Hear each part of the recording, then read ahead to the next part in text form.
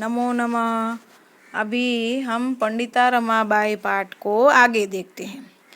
प्रस्तुत चित्र में आप देख सकते हैं जो हमने कल देखा था कि जब वो कोलकाता में गई थी तब संस्कृत में विदुषी होने के कारण उन्हें पंडिता और सरस्वती ऐसी दो और उपाधि से सम्मानित किया गया था।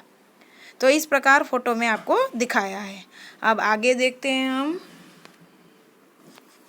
उसके बाद वो अपनी पुत्री तद अनंतरम मतलब उसके बाद सा मतलब वह अर्थात पंडिता रमाबाई पुत्री मनोरमा के साथ, मनोरमया तृतीया विभक्ति है, पुत्री का नाम था मनोरमा के साथ जन्मभूमि अपनी महाराष्ट्र में प्रति आगच्छत वापस लौटी।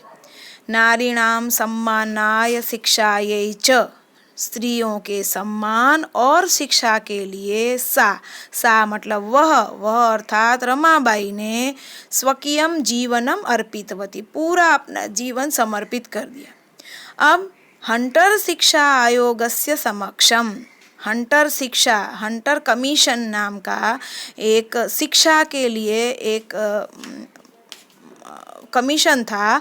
वहाँ नारी शिक्षा के विषय में उन्होंने अपना मत प्रस्तुत किया। जो हंटर कमीशन था, जो शिक्षा के विषय में नियम निर्धारित करने वाला एक कमीशन, एक मंडल था, उनके सामने उन्होंने अपने विचार प्रस्तुत किए कि स्त्रियों को भी पढ़ाना चाहिए। सा उच्च शिक्षार्थम इंग्लैंड देशम गतवती, देखिए और आगे पढ़ने के लिए वो कहाँ गई? इंग्लैंड देश भी गई। तत्र और वहाँ ईसाई धर्मस्य स्त्री विषयकैः उत्तम विचारैः प्रभाविता जाता, वहाँ जो क्रिश्चियन धर्म है, ईसाई धर्म है, उनके जो उत्तम विचार है स्त्री शिक्षा के विषय में, उससे वो प्रभावित हो गए, उनको बहुत अच्छे लगे। फिर इंग्लैंड देश से रमाबाई कहाँ गई? अमेरिका देश गई।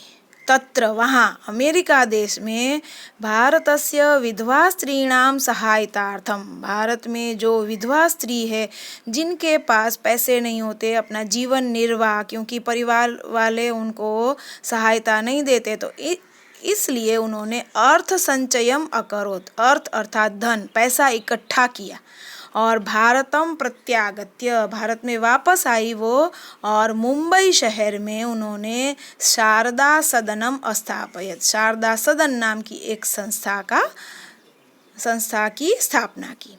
अस्मिन् आश्रमे, इस आश्रम में निसहाया स्त्रियः निवसन्ति स्म, निसहाय जिनका कोई सहारा नहीं है, परिवार वाले नहीं है, जिनकी देखभाल करने वाला कोई नहीं है, ऐसी स्त्रियां निवसन्ति स्म रहती थी। तत्र स्त्रियः और वहाँ स्त्रियों को प्रशिक्षणम ट्रेनिंग दी जाती थी। किसकी ट्रेनिंग दी जाती थी?